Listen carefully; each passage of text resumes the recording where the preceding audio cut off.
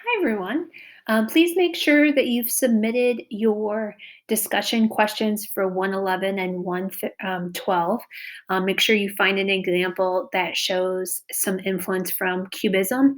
And then do not forget that you are also having to respond to one of your classmates, expanding upon their idea, either a similarity or a difference. So, in order to get full points, you need to make sure that you're also communicating with your classmates. So, let's go ahead and start looking at 113 in the study guide. We're going to be focusing on innovation and breaking from tradition with the art of the Dada as well as Surrealism. So, let's start a little bit earlier. So, we had also mentioned earlier in a previous lesson about the Armory Show. The Armory Show was an art show at a National Guard um, facility in New York City that was used for an art exhibition. And most of the art was art that was coming from Europe. And one of the artists that was kind of a highlight of that show was Marcel Duchamp. And Marcel Duchamp is a Dada artist, but as you can see from Nude Descending a Staircase, he started first off as a painter. And so here is a good example of a Cubist painting called Nude Descending a Staircase. And it's based on the work of Muybridge, this idea of showing locomotion, showing the motion of the body as it descends a staircase. And it made quite a spectacle.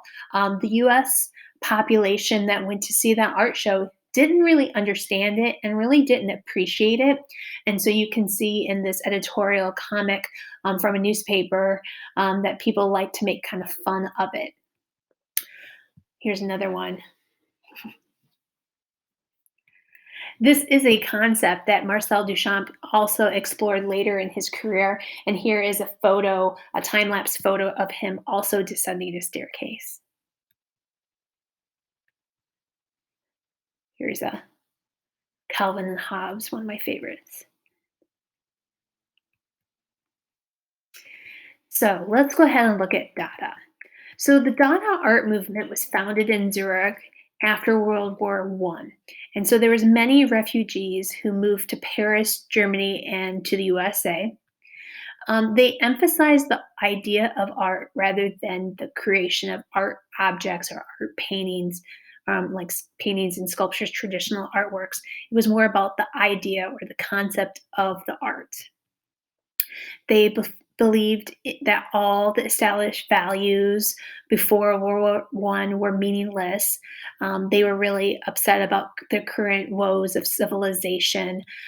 They were a big time protest movement. And so they protested the madness of wars. They questioned establishment. They questioned monarchy. They questioned even government. And their artwork tended to be based on randomness, nonsense, anti art, chance, shock, denounced politics and beliefs of the day, and this idea of awakening the imagination.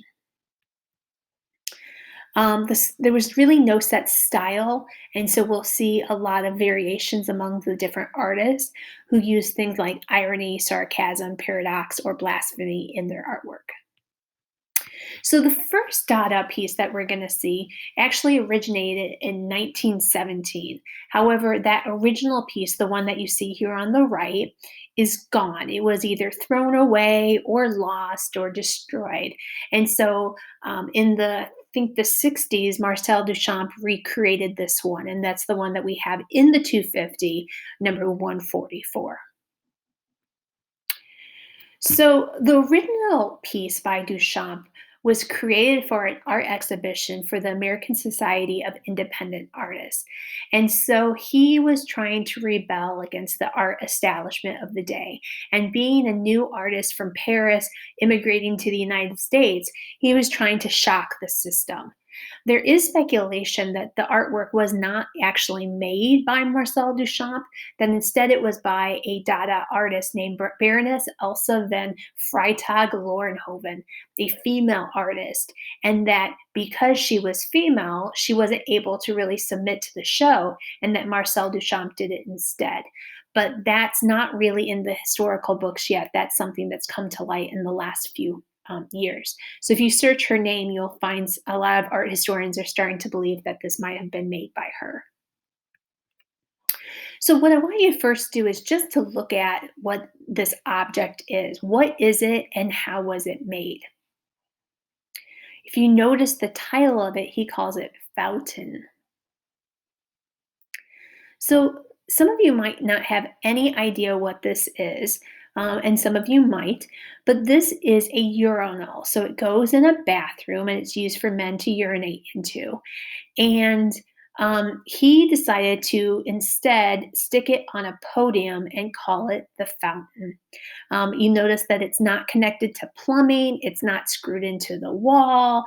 So he's really taken out that functionality of it as being used as a urinal. Um, you might want to think about how it was made. Like, where would he have gotten or how would he have made this? So he purchased this from a store and he added the name Arma onto it and he dated it 1917. So, other than the fact that he didn't hook it up and he set it on a podium, that is all he did to it to change this object. This is an example of a ready made art that was manufactured and not made by the artist. It can be art altered by the artist, but it doesn't necessarily have to be. So that's an important vocabulary term for you, ready made. So we're going to go ahead and watch the Marcel Duchamp video. And if you ever have trouble with the audio, feel free to just go ahead and skip through this part and then just listen to it on your own.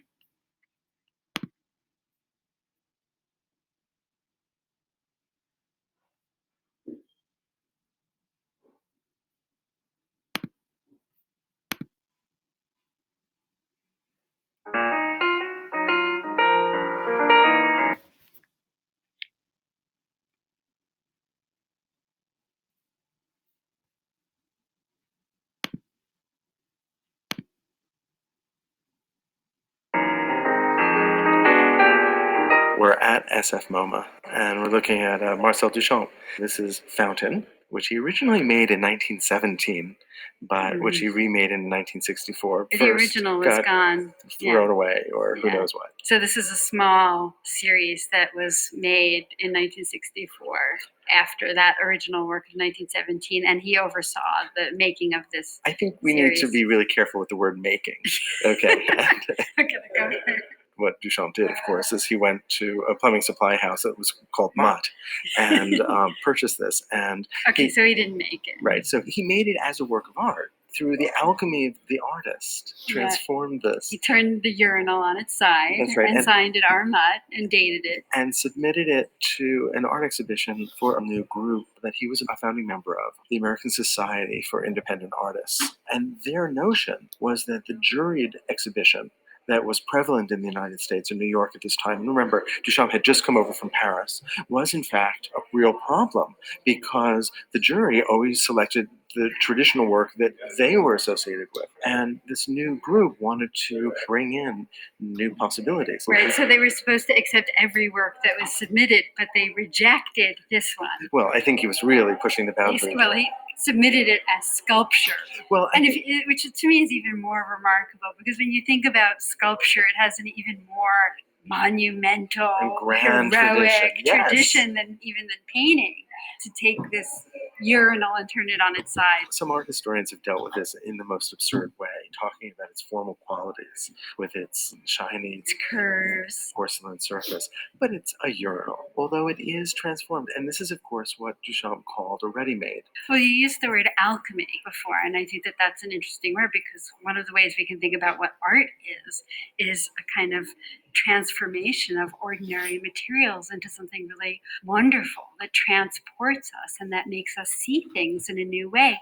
And he didn't make anything. He is asking us to see the urinal in a new way, not necessarily as an aesthetic object, but to make us ask those philosophical questions about what art is, and what the artist does. But he separates craftsmanship and its relationship to the aesthetic, to aesthetic enjoyment, and to the profundity of a work of art. Just absolutely throwing Right, that that's out the the window. philosophical question he wants to open up. Does art have to be made by the hand of the artist? And of course, he's doing it in the most absurd way by putting a urinal forward, calling it fountain. So, what is art? Is it the idea? Is it the concept? Can an artist just have the idea and not make the object? Can art be pure philosophy, pure theory? Exactly.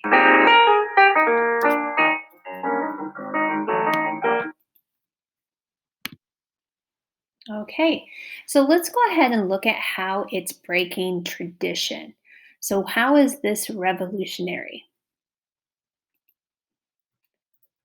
Did the artist make this? Does an artist have to make something to make it into art?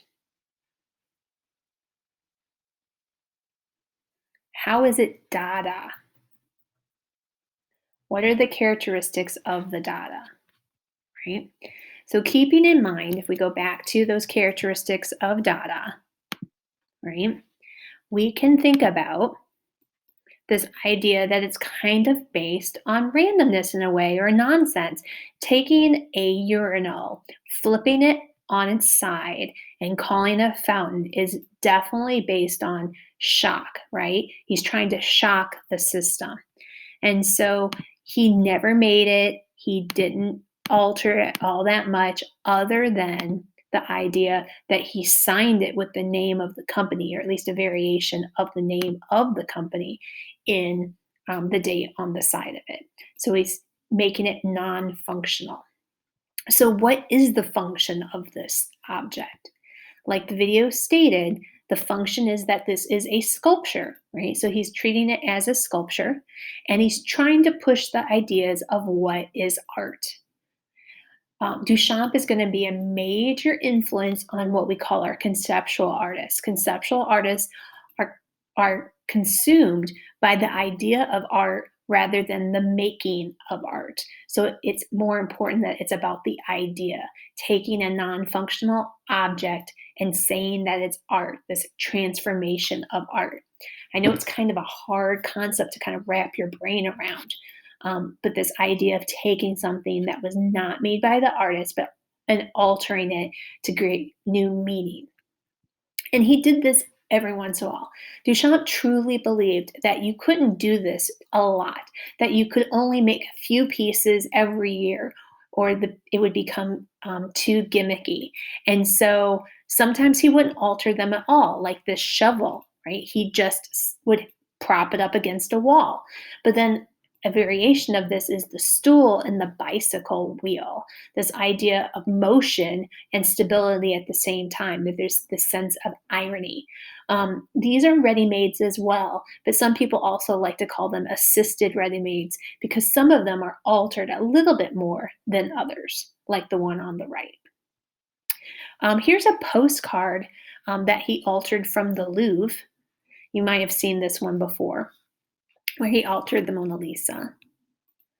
And then later in his career, he did some more conceptual pieces. This one's actually on a window pane. So this is a window that's been broken and shattered, and then he inserted some surrealist imagery into it. Now, this is the artist Man Ray, and Man Ray did a lot of surrealist fantasy Dada art using photography. But how is this piece typical of the Dada? This is a sculpture as well. Would you use this on your own clothes? Right? So this is an iron that he added spikes and nails to. So it's ironic. This would, instead of smoothing the fabric, would actually create holes and make it so that you wouldn't want to wear it. This is Max Ernst. He did collages that he would cut apart, create fantastical creatures. Han Arp would tear little sheets of paper and let them land on a canvas, and then he would glue them down in place. So it's based on chance. This is also Dada. This is by Kurt Schwitter, and it recalls another style. Do you know what style this was influenced by? It was influenced by Cubism. And so he would take bits of garbage. He'd go into garbage bins, he'd find letters, pieces of paper, little tickets and bits of things, and he'd glue them into a canvas, and then he would paint into them. So some of these pieces were more traditional than others. Here's some collages by Kurt Schwitter. Now, this is the artist Hannah Hock, and she also was a collage artist. And she worked for a fashion magazine, and she would often take the imagery from the fashion magazine and she would collage them together. So here you can see these really large legs connected to this very fanciful dress with this woman with this floppy hat. And then this woman, maybe from like National Geographic, and an African woman with this long, simple, like 1920s chic dress. So that leads us to Surrealism. Surrealism is a very diverse art period, and I know that it's always a favorite with students, and we only have one piece of Surrealism. So I wanted to make sure that we saw some different examples of this. So the Surrealist movement was launched by a poet named Andre Breton, and this movement was based on searching beyond the real or looking at the subconscious mind. There's often sort of dreamlike qualities that are bizarre. They would often juxtapose, so they would compare things that didn't go together really well. And they would use things like super realism, automatism, or biomorphic design. We'll define what those things are. A lot of it was based on Freudian theory, this idea of dream analysis, free association, id, ego, superego. It too was influenced by the effects of World War I, this idea that they thought that art could provoke ambiguous, disconcerting, as well as unsettling feelings. They were also disillusioned, like the Dada, and were very much inspired by Dada. Many of the Dada artists become Surrealist artists. There are three different styles of Surrealism, and so these are variations of it. We have our automatism, and that is where there's a lack of consciousness or control. This is very much like art throwing the pieces of paper onto the canvas, where there's a sense of chance. Verism, we've talked about verism before in ancient Roman, and this would be people like Dali and Magritte who did super realistic paintings, often recall hallucinations. And then biomorphic. Biomorphic are extremely abstracted imagery based on living organisms. So this is going to be people like Moreau and Earp. So here's some examples of automatism. This is Max Ernst, and he would create things like images based on frottage.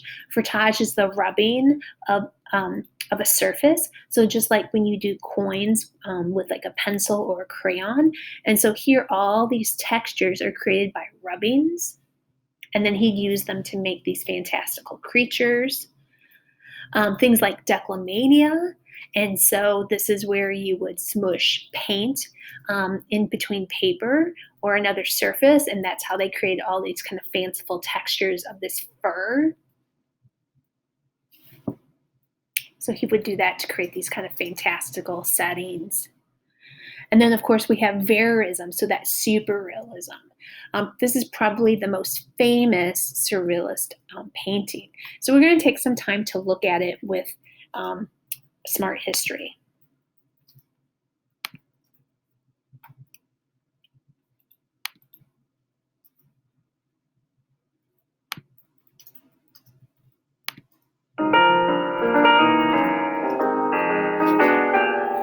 At the Museum of Modern Art, there is this tiny painting by Salvador Dali, which is the painting that everybody wants to see.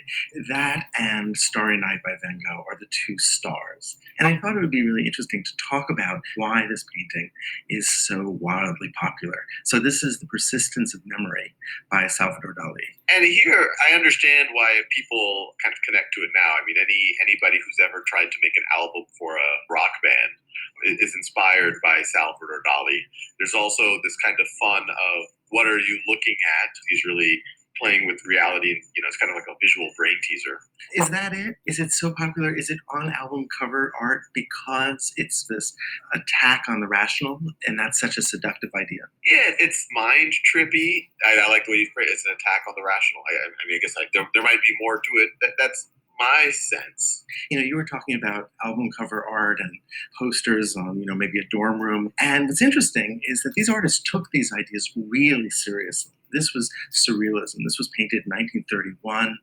Dali, this Spanish artist, this Catalan artist, had just come to Paris and had joined the surrealist group. I'm assuming he's considered significant because he was the first person to essentially do dreamscapes and these, as you mentioned, attack on the rational. When you walk into this painting visually, you enter into this really deep, open, and lonely space. And it's this really quiet image. Yeah, it's kind of this desert scape. Ignoring the melting clocks for a moment, you feel that, okay, if you were in this landscape, yes, time really does not really carry a lot of weight. You could just kind of wither there and die and no one would care. Even that kind of water in the background, there's no waves in it. It's like they've had time to settle down. There's literally no activity. There's this unbearable sense of quiet. There is almost no movement. And I think it does feel very desert-like, very hot. Literally, time has melted, right? But we have this absurd environment. We do have this very naturalistic rendering. But the things that are being rendered are not naturalistic at all. You mentioned the dead tree on the left, but it's growing out of something that seems clearly man-made or at least geometric, a tabletop perhaps. You have ants that seem to be eating and attracted to a piece of metal as opposed to a piece of rotted flesh. Oh, that's what that is. I couldn't fully make it out. Okay, so they're eating away at a timepiece. That's fascinating. And of course, you have the drooping clocks. And that's such an interesting and evocative idea because time is something that is so regimented. Time is something that rules us, that is so associated with the industrial culture that we live in. And here, it responds to the environment as we respond to the environment. Well, one, you have that tabletop, and there's another one in the background. And even the way that the light is set up, especially at that cliff, it looks like it's sunset. So it's kind of like, hey, just another day has passed. Who cares? Now, there are some identifiable things. I mean, for all of the absurdity and for all of the impossibility of what we're seeing, there are some things that art historians have recognized. The cliffs in the back are, we think, the cliffs of the Catalonian coast in northern Spain where Dali is from. And so this is his childhood, perhaps. Some art historians have concluded that that strange figure, almost a profile face, can you just make out an eye with extremely long lashes and perhaps a tongue under a nose? This is the whole optical illusion part of Dali. Yeah, I thought it was like a blanket, but now I completely see the eyelashes. I thought it was a duck for a second too. I see the eyelashes and the top of the nose. Yeah, Dali does that funny thing where one object can actually be several things at once, sometimes really convincingly. Some art historians think this is his face, but elusive and very much a kind of dream. Well, I mean, that goes back to the category of this is more of that kind of door move, optical illusion type art. Well, that's right. Surrealism posited that the rational world that we have so much faith in was perhaps not worthy of all of that faith, that the irrational was just as important, but was something that we had sublimated, something that we had tried to drive out of our life. And the way that these artists and writers thought about it was if only they could retrieve the world of the dream. Some of the artists had read Freud. Some of them had only heard sort of secondhand accounts of Freud. But the idea that the dream was a place where the irrational mind came to the fore unrestricted.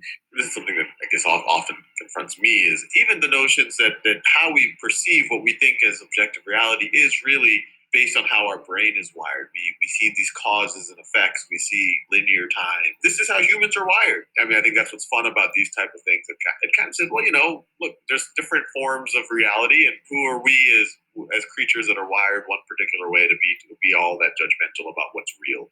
When people have looked at this painting, they have sometimes, and I think unconvincingly, tried to link it to Einstein's earlier ideas of the time dilation and exactly. And the time was not, in fact, a strict thing. But I think there's more evidence that Dali is thinking about ideas of a philosopher whose name is Bergson, who thought about time as something that was not simply what struck on a clock, but that there was a kind of human time that was more subjective and that expanded and contracted according to our experience. Time is this thing that sometimes scares us because we completely don't understand it, even though it's kind of the most fundamental component of our existence. We fundamentally don't understand it, and we try to measure it out. We try to constrain it, define it in some way that makes sense to us.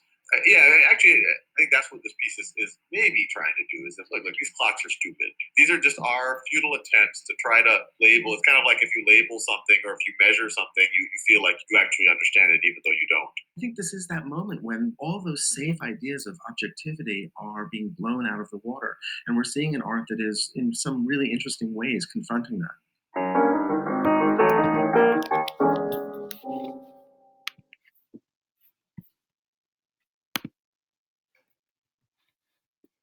You can see he does variations of the persistence of memory. He didn't just do a copy of it. So he plays a lot with fantasy, dreams, repetition of idea. You can see the hand and the egg and how it transforms into a body. He plays a lot with optical illusions. You see the very famous face vase in the center, but if you pay close attention, you'll also notice that the background is a dog. So here we have the head, and then the rump, and then the moving tail on the bottom left. One of my favorites, the ancient Greek sculpture. Another veristic artist is Rene Magritte, and he did a lot of playing of reality and kind of inverting positive and negative space. He played on the concept of what we see is not always what we get. This in French says this is not a pipe. And so clearly it's a painting of a pipe. So it's not an actual pipe. You couldn't smoke out of this pipe. It's just an image of a pipe. So it's not really a pipe. Here you probably have seen this at the Art Institute. The image of day and night together. How painting is a window into another world. Here's famous portraits of him. So he is the guy in the bowler hat that's raining down. And then the last piece we have is our piece from the 250 of Surrealism. And this is called Object by Meret Oppenheim. And so what is it? What is the object? And what is it made from? So this is a teacup, spoon, and plate that has been covered in gazelle fur. And so just a little bit of context behind this. This was made by a relatively young artist named Meret Oppenheim, and she was from Basel, and she had moved to Paris, and she had been there for 4 years already. And she became friends with Pablo Picasso, who was already a very famous painter, as well as Dora Maar. And they were eating and drinking, and Oppenheim was wearing a brass bracelet that was covered in fur. And Picasso and Maar were admiring it. And supposedly Picasso had made the comment that almost anything can be covered in fur. And as Oppenheim's tea grew cold, she jokingly said to the waiter that she needed some more fur to keep the tea warm. And it's said that she just went home immediately from this luncheon and made this cup, saucer, and spoon and covered it with fur so that, of course, that cup of tea might stay cool or stay warm, I should say. So, how is it a departure from the Dada image of the fountain? What did she do that's maybe a little bit farther of a stretch? So she definitely altered it even more, right?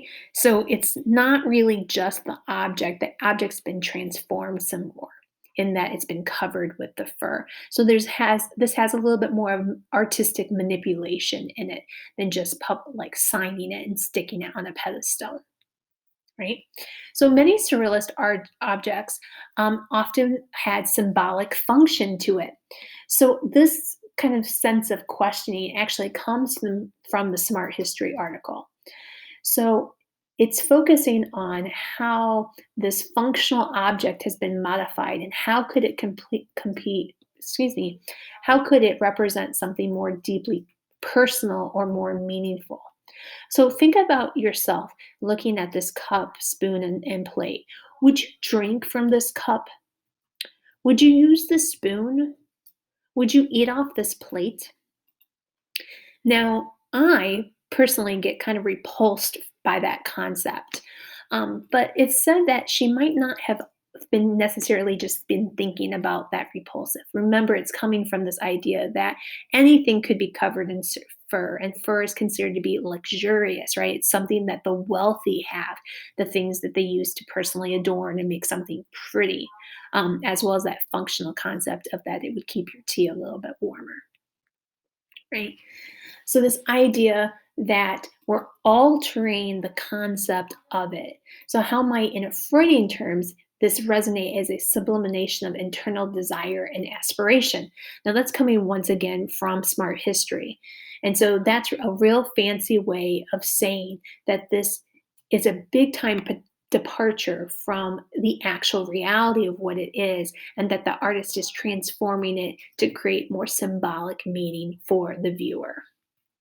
And this is coming from Breton's Manifesto of Surrealism. A manifesto was a documentation that was like, this is the beliefs of this group of artists. So, the idea of the fur, what's the possible intentions of the fur? We already mentioned that it could be there to keep it seem warm. It might be there to make it seem more luxurious, more fanciful. But Breton actually gave it the name, not object, but luncheon in fur. Do you have any idea what he was referencing? What other artwork is based on a luncheon? So he was spoofing Manet. And if you remember, Manet was spoofing Giorgiano and Titian and this idea of this kind of sensual sort of image of nude women with men in nature. And so he was also talking on the sensual nature of the fur. It's often said that Oppenheimer actually, her career skyrocketed after she created the object. And that's kind of true, but she really also had a hard time.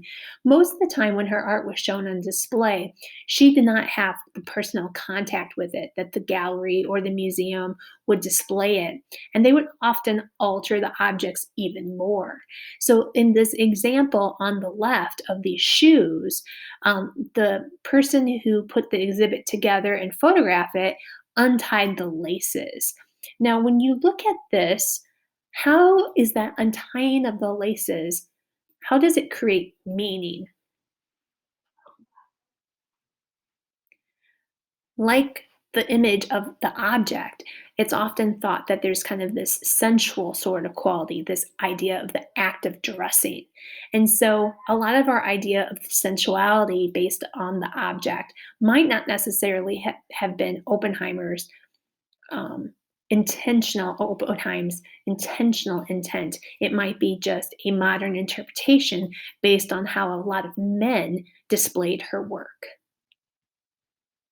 Here's some other examples of her altered pieces.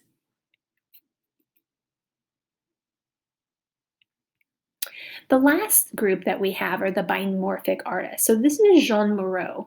And so he would do some sort of random sort of drawing. It's kind of an automatism, this idea of just randomness. And then he would create these creatures out of them. And so they kind of feel like living organisms. So you often see eyes, nose, mouth. So these are also considered to be biomorphic surrealism. Okay. Before we go, I am going to have you watch these 3 transforming everyday objects. I know we've gone probably pretty long today, so if you can't spend your time looking at this, you can always look at it later or not look at it, but I think this is a good recap of today. I didn't have anything to paint on.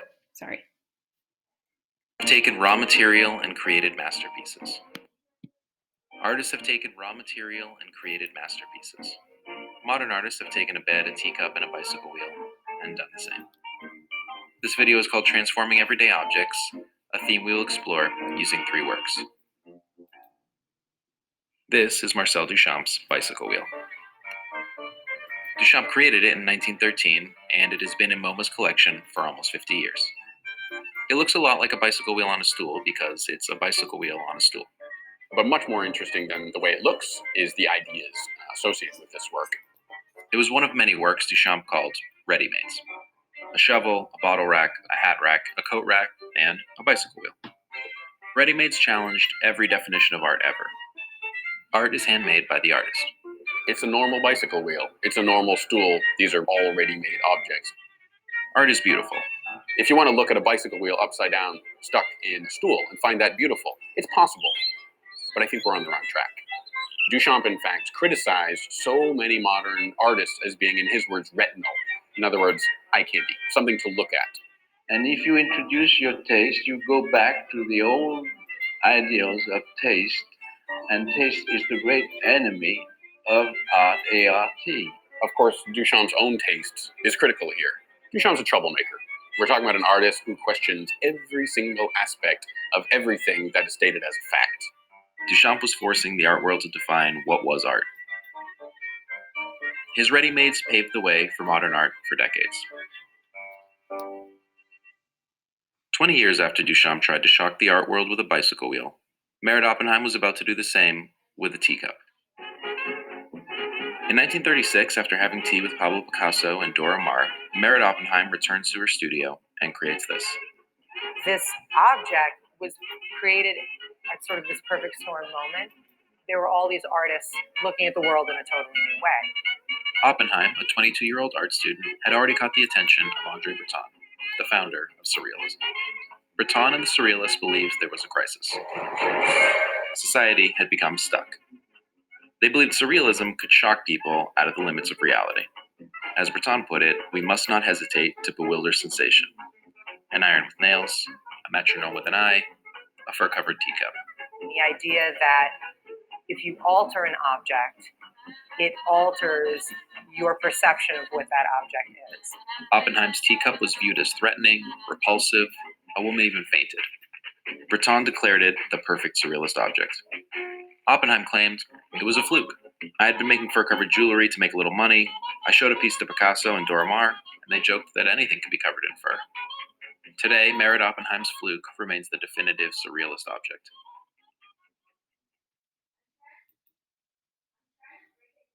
"20 years later in New York, art was being very serious. It was called abstract expressionism. It was brooding. It was personal. Enter Robert Rauschenberg.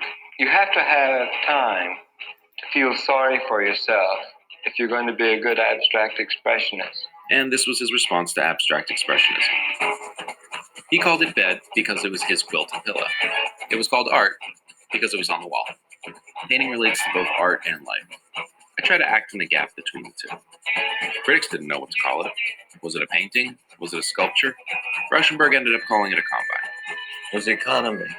I didn't have anything to paint on. Rauschenberg painted on quilts, pillows, newspapers, bald eagles, garbage, pictures. He helped art to be more than just paint on a canvas. Now it could be, well, a bed on a wall.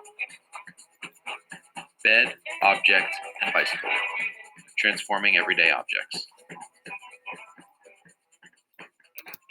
Okay, there you go.